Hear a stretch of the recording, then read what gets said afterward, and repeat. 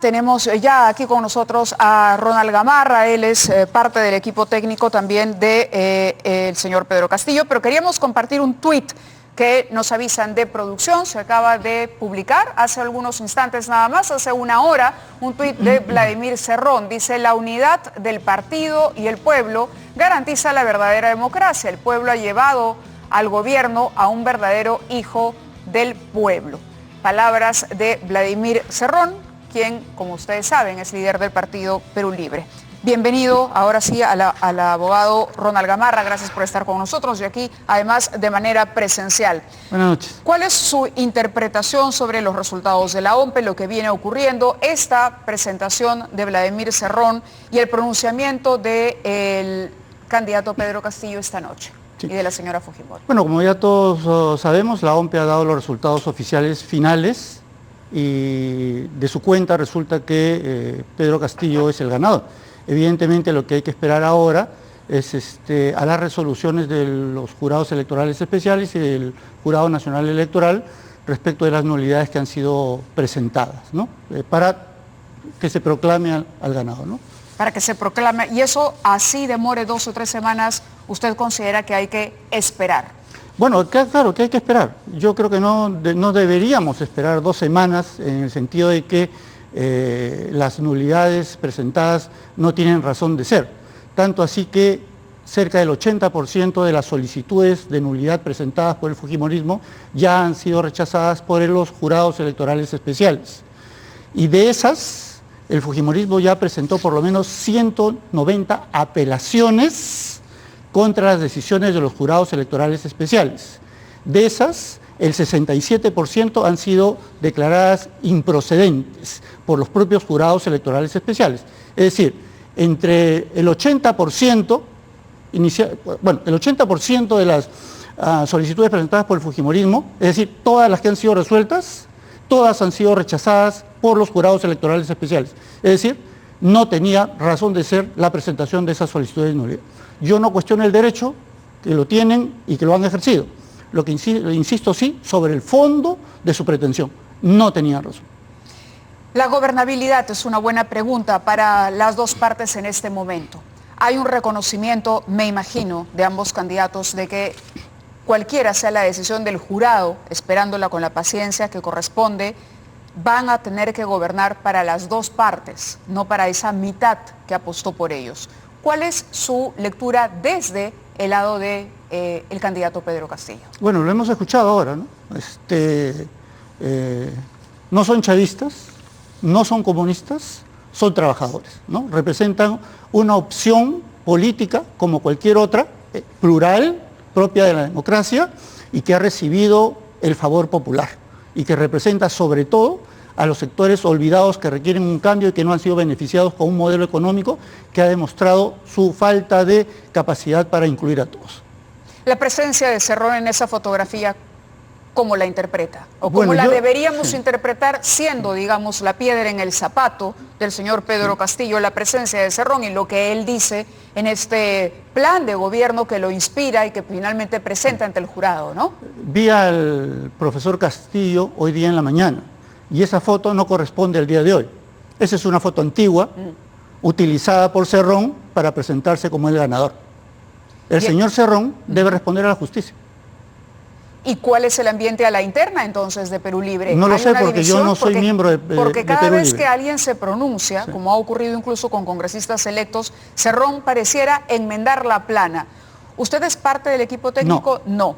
¿En calidad de qué está? Yo soy abogado. Un abogado defensor de la democracia y que en este caso defiendo la voluntad popular expresada en el voto del 6 de junio. ¿Debería ser Pedro Castillo mucho más explícito y claro con respecto a Cerrón? Bueno, ya lo dijo, ¿no? Que no va a ser ni siquiera portero de un edificio durante su gobierno. Pero cuando aparecen estos tweets... Bueno, me imagino que se pronunciará, ¿no? Que se pronunciará. Sí. Ahora, en caso, yo le planteaba la pregunta de la gobernabilidad, ¿no? Hay quienes dicen, esto va a ser imposible.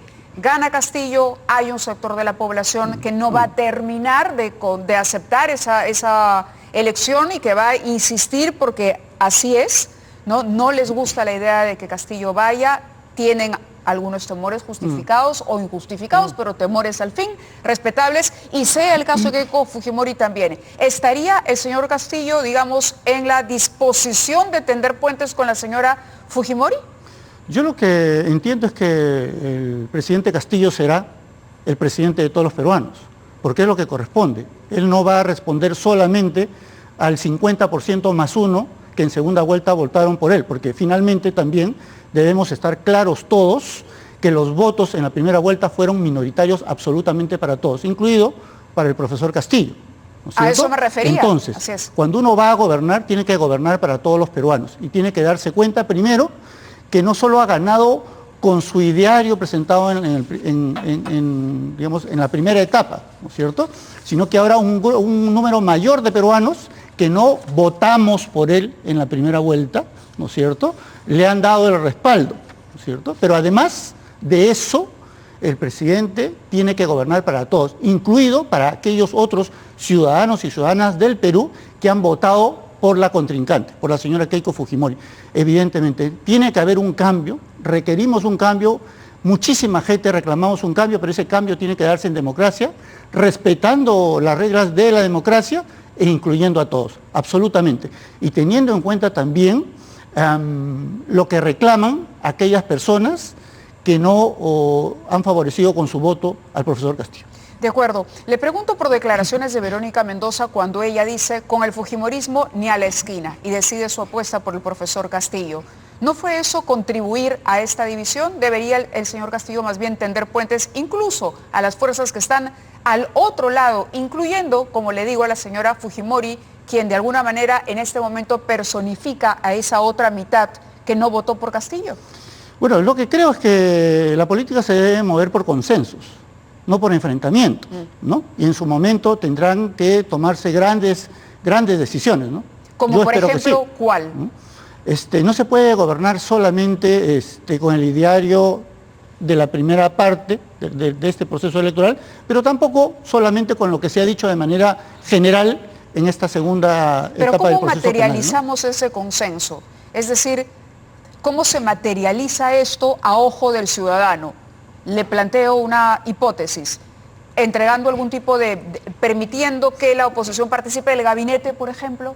Bueno, pudiera ser, pero primero habrá que ver cuál es la postura que asume la oposición, porque tenemos a Keiko Fujimori no reconociendo la realidad, ni siquiera las decisiones tomadas hasta el día de hoy, y va a persistir en su negativa de reconocer, entiendo yo, la decisión del Jurado Nacional de Elecciones. ¿Está convencido Yo estoy convencido de que no la va a aceptar. ¿Por qué? Por la posición a pesar de que también lo está diciendo todos los días. Bueno, yo no le creo absolutamente a la señora Fujimori. Y para eso hay una serie larga de ejemplos de que se comprometió, que firmó, que suscribió, que gimió, que gritó, etc. Y que luego traicionó absolutamente todas esas proclamas, ¿no? Entonces, habría que ver porque además yo me imagino que el fujimorismo y otros grupos afines le van a hacer una oposición cerrada al presidente Castillo. Esto es lo que usted supone a priori. Usted me pregunta a mí, sí. Yo le contesto. Lo que supone claro que sí. A priori. Por supuesto. A partir de sobre qué la señales, base sobre de la la base realidad. De lo que ha dicho la señora Fujimori. Por supuesto. Claro. Pero no los otros partidos. Porque la señora Fujimori tiene una bancada, pero no tiene todas las bancadas, ni tiene la fuerza suficiente en el Parlamento para poder hacer Pero hay grupos absolutamente autoritarios y cuasi fascistas que han llegado que han tenido una representación parlamentaria. Renovación Nacional, por ejemplo. ¿Y Castillo tendría que conversar con ellos? Yo me imagino que en el Congreso las bancadas van a coordinar, evidentemente. Porque no hay posibilidad de sacar leyes a favor del pueblo peruano si es que no se llegan a consensos al interior del Congreso, evidentemente. La independencia de poderes tendría que ser también respetada. Absolutamente. A mí me sorprende siempre que en el Perú estemos hablando de cosas absolutamente básicas. Independencia de poderes, pero por supuesto, esas son las reglas básicas para cualquier mandatario, para cualquier ciudadano. Absolutamente. ¿Y cree usted, ya pensando de manera más conciliadora, pensando en lo que se viene y poniendo sobre todo la agenda país por encima de la polarización, que esta propuesta para cambiar la Constitución a través de una asamblea constituyente no podría, digamos, dejarse por un momento de lado y empezar con reformas a través del Congreso y de posiciones de encuentro entre todas las fuerzas políticas? Eso es una alternativa. La otra es que se haga de manera paralela también, ¿no es cierto? ¿Cómo ¿no? sería de forma paralela? O sea, en mi forma de ver, la mía personal, sí, ¿no es cierto? Yo creo que cualquier posibilidad de cambio constitucional pasa por el Congreso, evidentemente.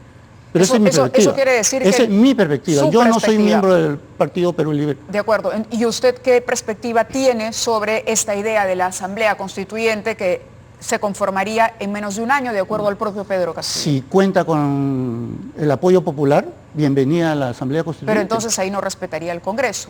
¿A quién se debe? Lo que usted ha dicho son siempre pasando por el Congreso. Siempre pasando por el Congreso. Cualquier alternativa pasando por el Congreso, pero es mi punto de vista como abogado. Claro, pero lo que nos está diciendo ahora, quería precisar su respuesta, nos dice por la voluntad popular, pero la voluntad popular no está expresada en las bancadas que se han elegido en el Congreso. Sí, claro, o sea, yo no veo forma alguna de que se pueda hacer un cambio si es que esto no pasa por el Congreso. De acuerdo. ¿Sería parte del gobierno eventualmente de confirmarse la victoria de usted? No. ¿De asumir un cargo si se lo proponen? Bueno, yo no soy ni siquiera invitado de Perú Libre, no formo parte del equipo técnico. Yo aquí estoy porque coincido en la defensa del voto popular y la defensa de la democracia. Hoy la Defensoría del Pueblo se ha pronunciado y ha dicho lo siguiente: la Defensoría del Pueblo ha rechazado en su oportunidad los actos de intimidación que vienen sufriendo el presidente del Jurado Nacional de Elecciones, el jefe de la Oficina Nacional de Procesos Electorales, ¿no? Hay un derecho a la protesta que debe ejercerse, pero no cabe. Esta es una peligrosa campaña de persecución desplegada en las redes sociales en contra de ciudadanos y ciudadanas. Escuchamos ahora al señor Pedro Castillo decir: el pueblo, exigimos a los jurados y que se pronuncien y que garanticen la voluntad popular. ¿No es esto asusar y no más bien esperar con calma, con la seguridad, si él tiene la seguridad de haber logrado el triunfo? No, lo correcto no sería decir, ok, pongamos paños fríos. Sí. Bueno, quienes han hecho intimidaciones a las autoridades electorales no son precisamente los los partidarios del señor Castillo, sino el fujimorismo. ¿Quiénes han ido a la casa del jefe de la OMPE? ¿Quiénes han ido a la casa del presidente del Jurado Nacional de Elecciones? ¿Los seguidores de Castillo? No, los fujimoristas. Entonces, a ellos hay que reclamarles en primer lugar, pero evidentemente, en democracia, lo que corresponde es que los contenciosos se resuelvan por las vías regulares, democráticas, legítimamente establecidas.